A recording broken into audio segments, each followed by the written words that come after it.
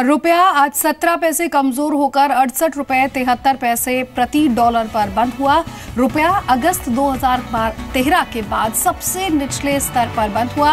रुपए में गिरावट से देश में महंगाई बढ़ने की संभावना जताई जा रही है और इसका क्या असर होगा हमारी और आपकी जिंदगी पर, ये हम आपको बता दें कि पेट्रोल डीजल महंगा हो सकता है, साथ ही साथ दाल खाने का तेल भी आने वाले दिनों में महंगा हो सकता है। आईटी कंपनियों को जरूर इसका फायदा होगा।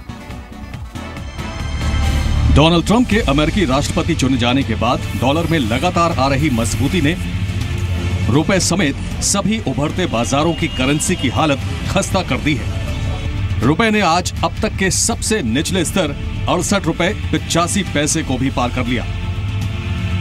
बाजार में ऐसी आशंका है कि डोनाल्ड ट्रंप रोजगार के मौके बढ़ाने के लिए सरकारी खर्च बढ़ाएंगे, जिससे महंगाई बढ़ेगी और इससे अमेरिका में ब्याज दरें भी बढ़ेंगी।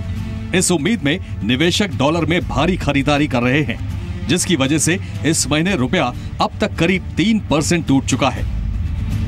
One is of course the unwinding of the multiple years of carry trade where people were borrowing dollars and investing in lots of places, particularly emerging markets. So that is unwinding. The second is of course all of this drama with demonetization.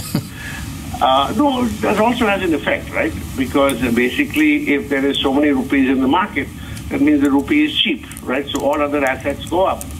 Now the second is certainly a temporary phenomenon. It will last a couple of months, I guess.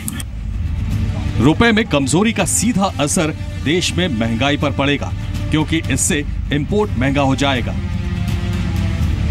सबसे ज्यादा असर तेल import पर पड़ेगा, क्योंकि Bharat petroleum products की जरूरतों का करीब 75% इंपोर्ट करता है। साथ ही दाल और खाने के तेल का भी भारी मात्रा में इंपोर्ट होता है। इसके अलावा फर्टिलाइजर के दाम भी बढ़ सकते हैं। दवाइयों के लिए इस्तेमाल होने वाला कच्चा माल भी बड़े पैमाने पर इंपोर्ट होता है। ऐसे में रुपया कमजोर होने से कुछ दवाइयां भी महंगी होंगी।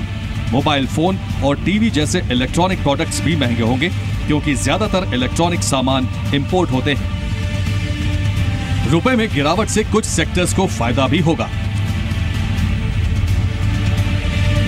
रुपए में गिरावट का सबसे ज्यादा फायदा एक्सपोर्टर्स को होगा। इससे IT, pharma, auto component, leather, agri कंपनियों को फायदा होगा। देश के टूरिज्म इंडस्ट्री को भी रुपए के कमजोर होने का फायदा मिलेगा, क्योंकि विदेशी टूरिस्ट को भारत में घूमने के लिए कम डॉलर खर्च करने पड़ेंगे। दरअसल अमेरिका में इकोनॉमी के अच्छे आंकड़ों से भी डॉलर को सपोर्ट मिला है, जबकि नोटबंदी से घरेलू बाजार में रुपया पर दोहरा दबाव है। ब्यूरो रिपोर्ट, जी मीडिया।